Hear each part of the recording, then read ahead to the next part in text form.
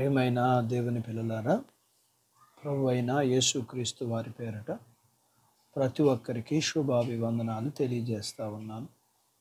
ఈ ఉదయకాలం దేవుని వాక్యాన్ని చదువుకుందాము. ఆదికాండము 26వ అధ్యాయము 12వ వచనాన్ని చదువుతున్నాను. ఇస్సాకు ఆ దేశమందున్నవాడై విత్తనము వేసి ఆ సంవత్సరము నూరంతుల ఫలము పొందెను. యెహోవా అతన్ని ఆశీర్వదించెను గనుక ఆ మనుషుడు గొప్పవాడాయను. దేవుడు తన మాటలు మనందరి కొరకు దీవించునుగాక. ఆమెన్. ప్రియమైన దేవుని పిల్లలారా, మనకు ఫలములన్నా ఫలితమన్నా ఎక్కువ లాభం, మనకి సంతోషం. మనం ఫలించే చెట్టును చూస్తే సంతోషిస్తాం. కాయలు కాసే చెట్టును చూస్తే సంతోషిస్తాం. పువ్వులు పూసే చెట్టును చూసి సంతోషిస్తాం. ఇక్కడ మనం చదువుకున్న లేఖన భాగంలో ఇస్సాకు పంట వేసి ఆ పంటలో నూరంతల ఫలము పొందుకున్నాడని చదువుకున్నాం. అంతేకాదు, అతనిని దేవుడు ఆశీర్వదించాడు. అతడు దేవుని వలన గొప్పవాడయ్యాడని లేఖనం చెప్తుంది.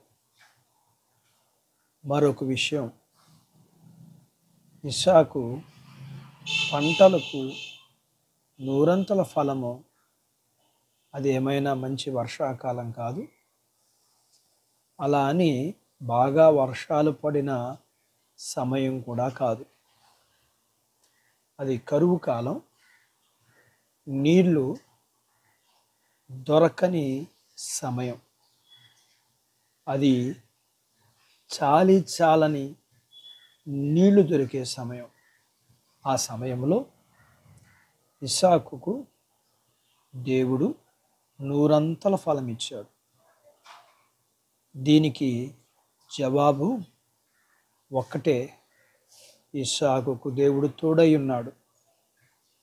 కనానులో కరువు వచ్చినప్పుడు ఏం చెయ్యాలి అని ఇస్సాకు దేవుడిని అడిగినప్పుడు దేవుడిచ్చిన జవాబు, నీవు ఐగుప్తుకి వెళ్ళొద్దు, నీవు నేను చెప్పే దేశానికి వెళ్ళు, నేను నిన్ను ఆశీర్వదిస్తాను అన్నాడు. అలా ఇస్సాకు తన ఇష్ట ప్రకారం తను చేసి ఉండలేదు. దేవుడు చెప్పినట్లు గెరారు దేశానికి వెళ్ళి అక్కడ కొంతకాలమే ఉండాలని దేవుడు చెప్పగా అలాగే అక్కడికి వెళ్ళి అలా దేవుడు చెప్పినట్లుగానే తాను అక్కడ నివాసము ఏర్పాటు చేసుకుని జీవించాడు. అలా ఆ దేశంలో దేవుని చేత నూరంతల ఫలాన్ని పొందుకుని దేవుని చేత ఆశీర్వదింపబడి గొప్పవాడయ్యాడు. వాక్యం వింటున్న నీవు నీ జీవితంలో నూరంతల ఫలము పొందుకోవాలని దేవుని సేవకుడిగా నేను కోరుకుంటున్నాను. దానికి జవాబు ఒకటే, నీవు దేవుని మాట ప్రకారం నీ జీవితాన్ని జీవించినట్లయితే ఇస్సాకుని నూరంతలుగా దీవించిన దేవుడు నిన్ను కూడా దీవిస్తాడు. అట్టి బాధ్యత దేవుడు నీకు దయచేయునుగాక.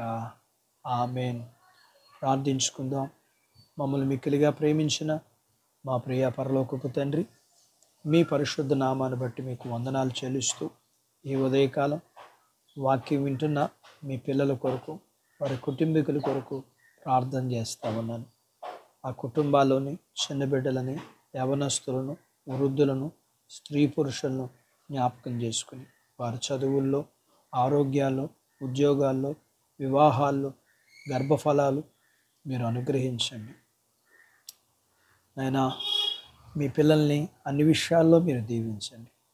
ఎగ్జామ్స్ రాస్తున్న పిల్లలు అందరి కొరకు మీరు ప్రార్థన చేస్తూ పేరు పేరున ప్రతి ఒక్కరిని జ్ఞాపకం చేసుకుని చదువుల్లో, ఆరోగ్యాల్లో, ఎగ్జామ్స్లో రాకపోకుండా జ్ఞానము, జ్ఞాపశక్తిని, మంచి భవిష్యత్తునిచ్చి మీరే మహిమ పొందమని యేసు ప్రభువారి నామం పేరట ఈ ప్రార్థన మీకు చేస్తున్నాను తండ్రి. ఆమేన్.